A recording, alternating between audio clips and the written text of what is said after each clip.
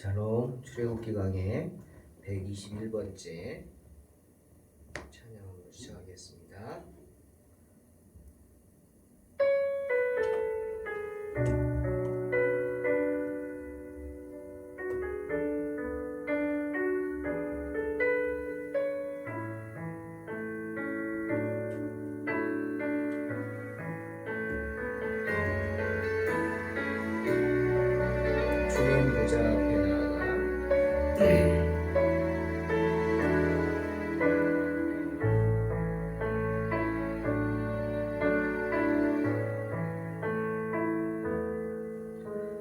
주님 보좌 앞에 나아가 주님 보좌 앞에 나아가 참된 안식과 기쁨 나누리겠네. 경배하며 주의 얼굴 구할 때 신실하신 주님 찬양해. 신실하신 하나님, 신실하신 주, 나의 주 하나님은 신실하신 주님.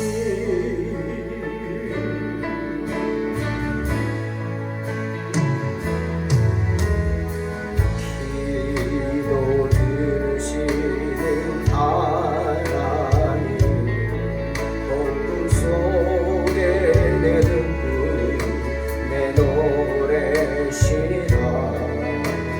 주의 날개 아래서 내 맘 쉬리. 신실하신 주 찬양해. 신실하신 하나님, 신실하신 주, 나의 주 하나님은 신실하신 주님. 신실하신 하나님, 신실하신 주, 나의 주 하나님은 신실하신 주님.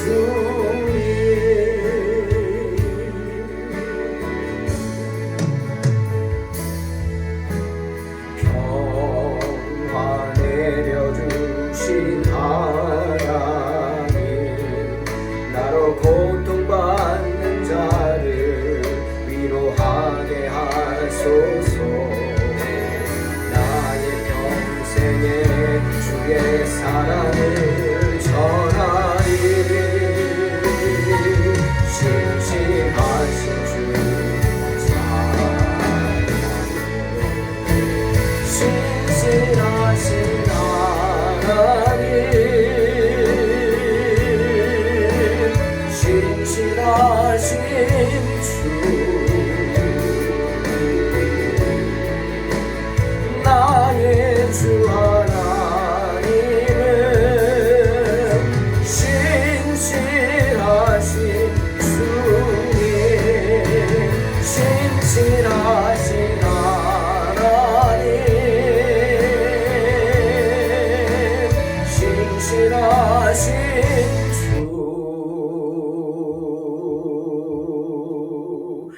나의 주 하나님은 신실하신 주님. 아멘. 신실하신 주님을 찬양합니다.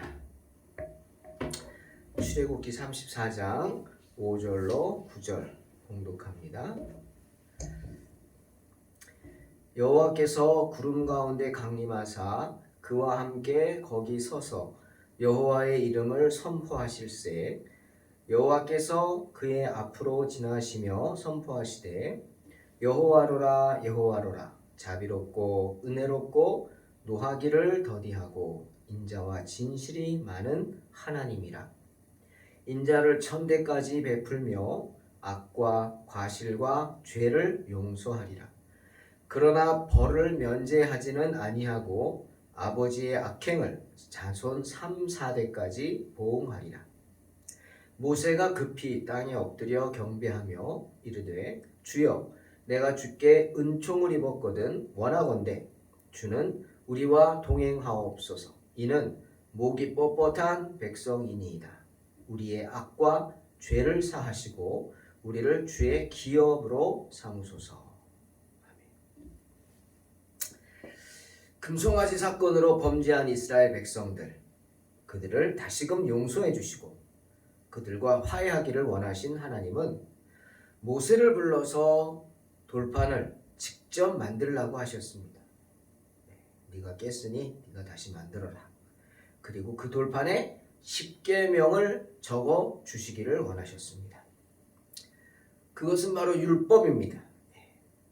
그것이 이스라엘 백성들이 하나님과 화해할 수 있는 유일한 방법이었습니다. 이제는 내 멋대로 너희들 멋대로 사는 것이 아니라 그래서 금송아지를 만드는 것이 아니라 그들은 멋대로 금송아지 만들고 금송아지를 하나님이라고 그랬죠. 여호와 하나님이다. 너희를 애굽에서 인도하여 낸 신이다. 그렇게 어리석게 제멋대로 살지 말고 이 하나님이 제시하신 율법, 도덕법이죠. 이것을 지키며 살라고 하시는 겁니다. 이제 하나님의 부르심에 응답하여 시내산에 오른 모세는 하나님을 만납니다. 10계명을 주기를 원하시는, 그래서 시내산에 강림하신 하나님을 만납니다. 하지만 여러분 아시다시피 여호와의 이 강림은 사람이 얼굴과 얼굴을 대하여 만나듯 만날 수 있는 것이 아닙니다. 죄인된 인간이 여호와의 얼굴을 보고 살 자가 없다는 것 아시죠? 그렇기 때문이죠. 그러니 여호와의 강림은 그의 임재를 감지할 수 있는 표적과 그의 영광의 현현을 통해서 이루어졌습니다. 여호와께서는 구름 가운데 강림하셨죠. 여러분, 하나님이 구름을 자신의 처소로 사용하신다. 오늘 말씀. 이 의미가 무엇인 줄 아십니까? 구름이 뭡니까? 구름은 우리가 인생의 구름 하면 별로 좋은 말 아니죠. 특히 먹구름. 이거 안 좋죠? 그렇습니다. 다 보여지지 않는 것이 구름입니다. 구름에 가리면 태양도 가리면 안 보이잖아요. 그러니 하나님이 구름을 자신의 처소로 삼는다는 것은 아마도 하나님이 비록 하나님의 모든 것을 우리에게 하나님의 어떤 상당한 부분을 알려주기를 원하신다 할지라도 구름과 같다. 아직 우리가 선명하게 보지 못하는 그런 은폐된 것들이 훨씬 많다는 것을 알려주시기 위해 구름 가운데 역사하신 겁니다. 자, 6절에 여호와께서 그의 앞으로 지나시며 모세 앞으로 지나시며 선포하셨다 말씀하시죠. 하나님은 금송아지를 만들어 놓고 하나님이라고 경배하는 정말 무지하고 어리석은 이스라엘 백성들이 하나님이 어떤 분인지 알기를 원하셨어요. 하나님이 어떤 분인 줄 알면 그런 짓을 안 할 거 아닙니까? 그래서 알려주기를 원하셨어요. 그래서 하나님 자신이 알려지도록 하기 위해서 여호와의 이름을 반포하셨다. 오늘 말씀하시는 겁니다. 여호와로라 여호와로라. 하나님은 당신의 이름을 말씀하십니다. 내 이름은 여호와다. 그 의미는 자존자라는 뜻입니다. 자존자, 스스로 존재하는 사람이란 뜻이죠. 스스로 존재하는 자라는 뜻입니다. 사람이 아니고 스스로 존재하는 자, 즉 스스로 존재하는 존재, 여호와, 영원한 자, 이런 의미를 갖고 있죠. 이 여호와가 때문에 한 분이신 진정한 하나님에 대한 올바른 호칭인 줄로 믿습니다. 하나님은 출애굽기 3장 14절에서 하나님 당신의 이름이 무엇입니까? 묻는 모세에게 분명히 말씀하셨어요. 나는 스스로 있는 자다.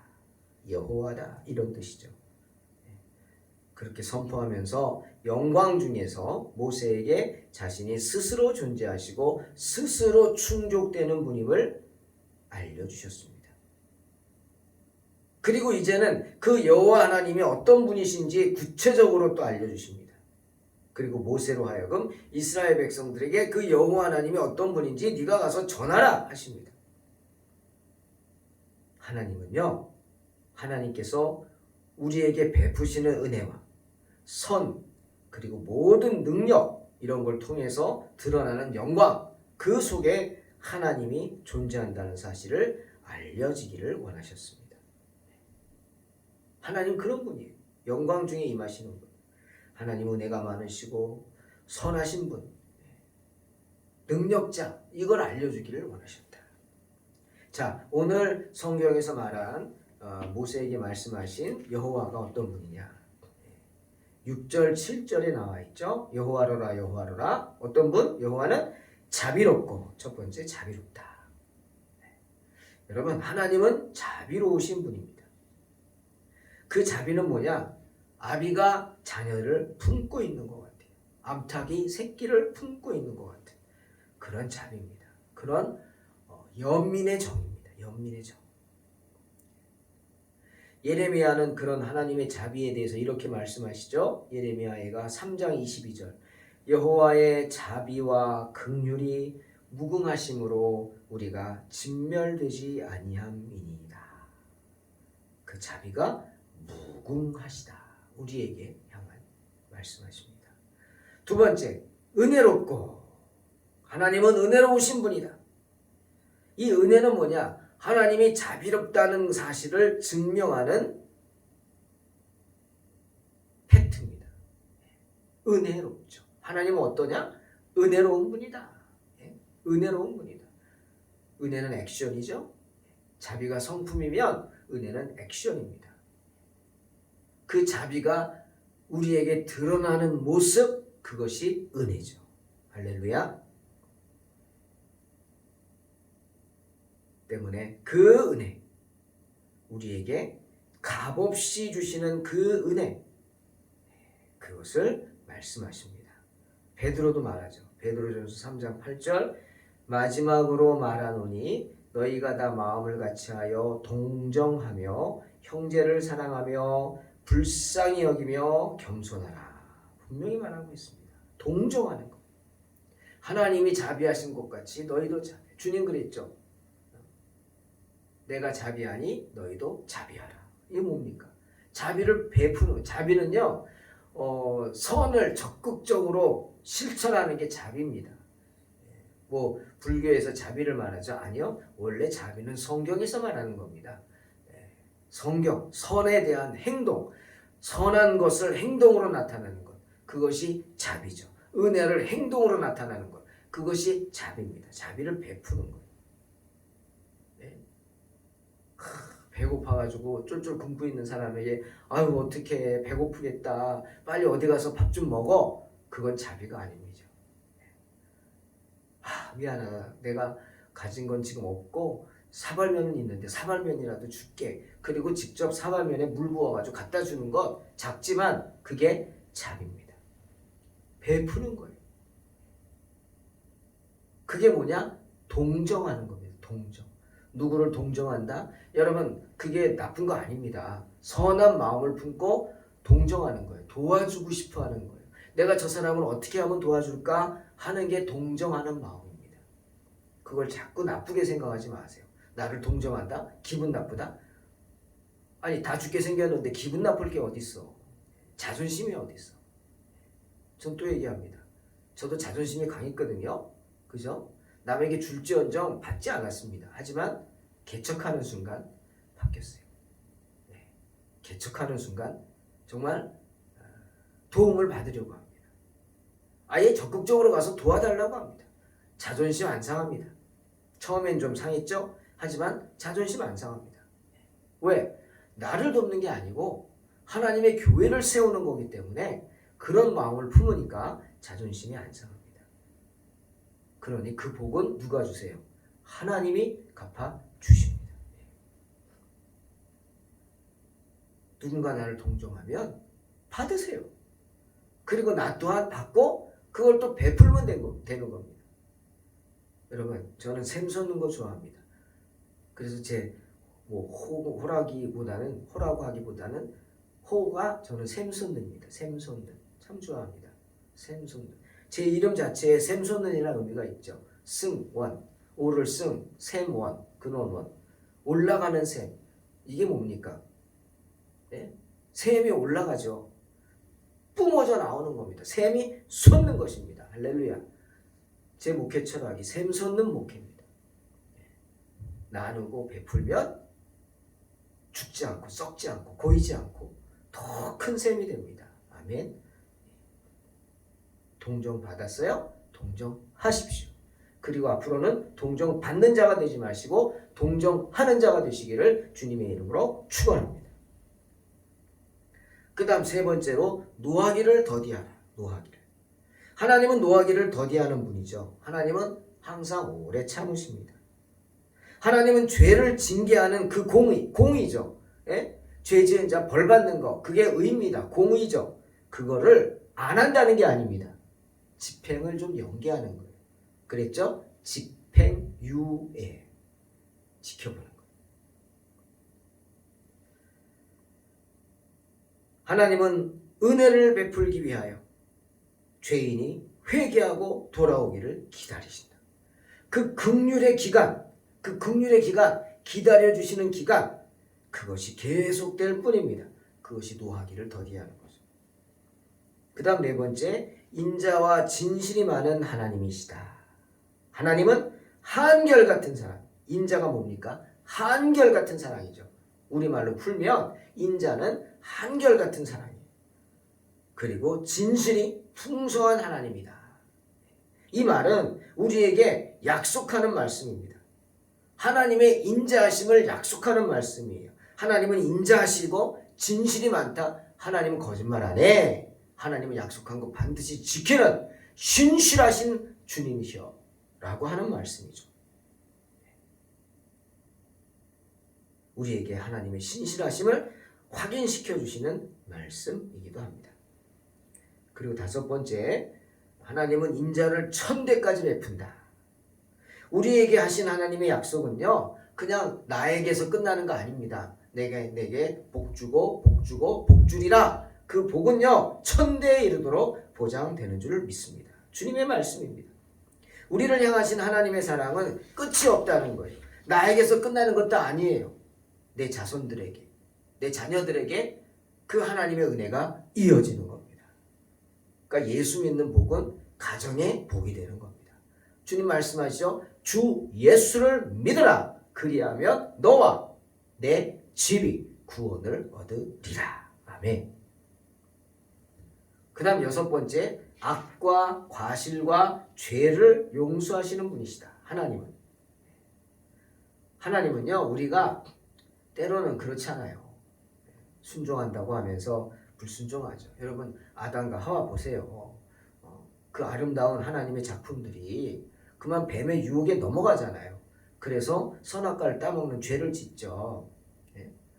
아니, 작정하고 진 거 아니에요. 그죠? 그 꾀에 넘어간 것뿐이죠. 사탄이 나쁜 놈이죠. 우리의 연약함을 이용하는 사탄이 나쁜 놈입니다.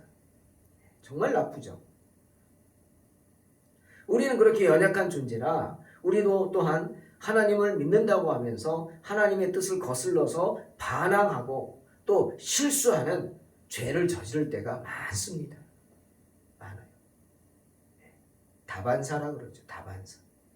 정말 죄 짓기를 밥 먹듯 한다. 뭐 이렇게 표현도 하고. 하지만 그런 우리를 용서해 주십니다. 하나님. 왜? 긍휼이 많으신 분이기 때문에 바울도 에베소서 2장 4절에서 긍휼이 풍성하신 하나님이 우리를 사랑하신 그 큰 사랑을 인하여 라고 하면서 그런 하나님의 은혜를 찬양하는 것입니다. 이러한 주님의 긍휼하심으로 인해서 죄인된 우리가 살 수 있는 것이고 죄인된 우리가 여전히 하나님의 은혜를 사모할 수 있는 것입니다.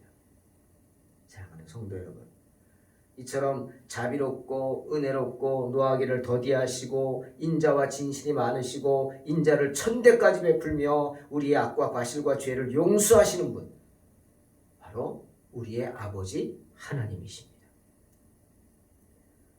하지만 여러분 명심하세요. 그렇다고 해서 우리가 지은 죄가 없어지는 거 아닙니다.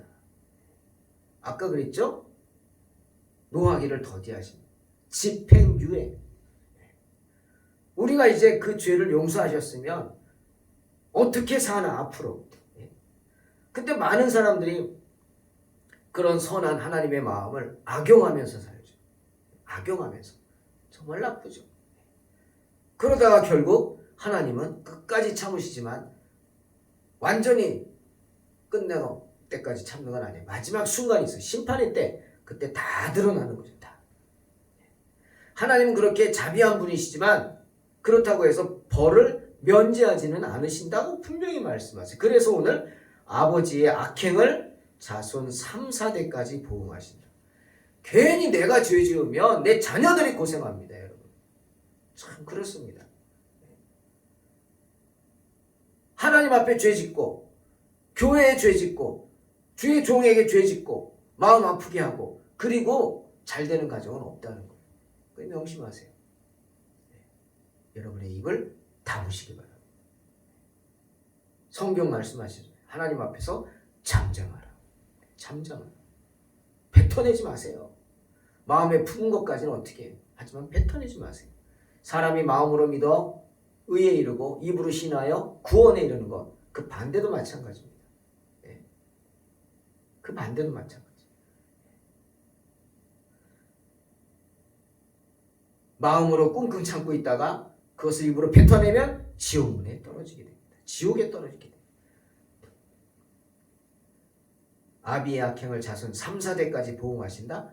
분명히 하나님의 말씀이에요. 왜 근데 이 말씀을 잊고 하나님의 선영을 악용하십니까? 안 됩니다. 안 됩니다. 하나님의 선하심을 악용하지 마시기를 주의 이름으로 축원합니다. 베드로후서 3장 9절 베드로가 말하잖아요. 주의 약속은 어떤 이들이 더디다고 생각하는 것 같이 더딘 것이 아니라 오직 주께서는 너희를 대하여 오래 참으사 아무도 멸망하지 아니하고 다 회개하기에 이르기를 원하시느니라. 묵상하시기 바랍니다. 죄에 대한 하나님의 심판이 없는 것이 아니란 말이죠. 단지 오래 참으실 뿐이에요. 죄가 없어지는 것이 아니라 하나님의 인자하심으로 덮여질 뿐입니다. 예수 그리스도의 피로, 보혈의 피로 우리의 죄가 덮여질 뿐이에요. 그 죄를 징계하는 그분의 공의가 더디 실행될 뿐입니다. 그래 어떻게? 하나님 나라에 가서 완전히 그 죄짐을 벗어버릴 때까지 우리는 긴장의 끈을 놓지 말고 끝까지 주님께 매달리시기를 주의 이름으로 축원합니다. 모세는 그런 선포를 듣고 급히 땅에 엎드려 경배하죠. 그리고는 즉시로 하나님의 자비를 구합니다. 이스라엘 백성들을 위해 중보기도 합니다. 모세가 3가지를 기도했죠. 오늘 내용이 뭐예요? 첫 번째, 주여 내가 주께 은총을 입었거든 원하건대 주는 우리와 동행하옵소서. 이는 목이 뻣뻣한 백성이니이다. 모세는 하나님께서 광야에서 그의 백성 이스라엘 가운데 임재해 주실 것을 기도했습니다. 왜죠? 갈 바를 알지 못해 두려웠기 때문이죠. 가장 큰 이유는. 자신들이 나아가는 곳에는 이미 많은 민족들이 자리 잡고 있어서 자신들을 해하고자 기다리고 있는 걸 알았어요. 그리고 또 하나는 이스라엘 백성들이 목이 뻣뻣한, 목이 곧은 백성임을 잘 알기 때문이에요. 이스라엘 백성들의 그 고집셈, 완악함을 알아요. 그러니 금송아지를 만들어서 하나님이라고 그러죠. 그런 이스라엘 백성들의 안전과 성공을 위해서는 무엇보다 어떻게 주님이 함께 하셔서 그들의 고삐를 꽉 쥐고 있어야 한다는 겁니다. 그래서 주님께서 그들 가운데 임재하시기를 기도했습니다. 그리고 두 번째, 우리의 악과 죄를 사하시고 모세는 죄 사함을 구했습니다. 왜죠? 거룩하신 하나님과 동행하기 위해서는 죄가 없어야죠. 악이 없어야죠. 죄 사함이 필요합니다. 그래서 하나님과 동행하고자 하는 마음으로 죄 사함을 간구했습니다.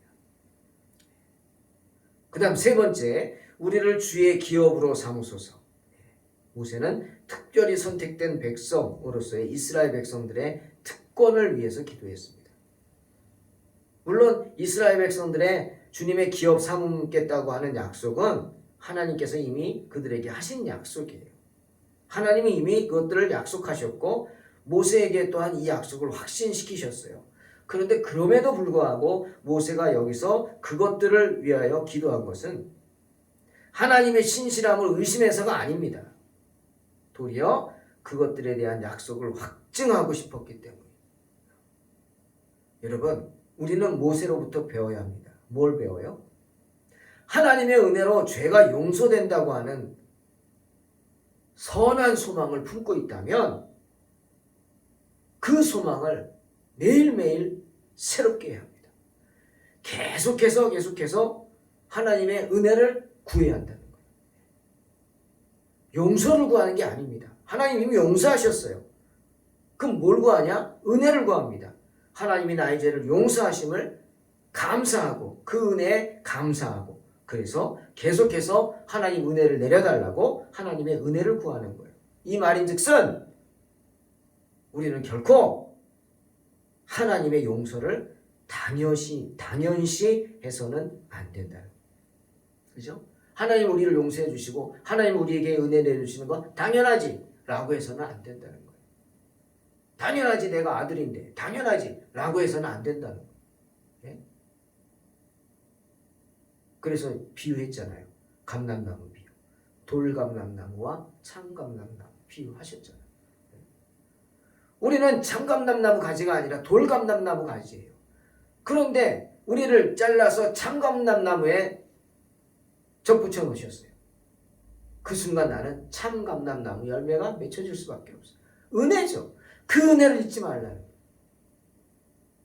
거예요. 당연한 걸 갖고 뭘 그래. 그러다가는 하나님이 참감람나무 가지도 깎으신 것처럼 너희들 깎는 거 일도 아니야 라고 하신다는 거예요.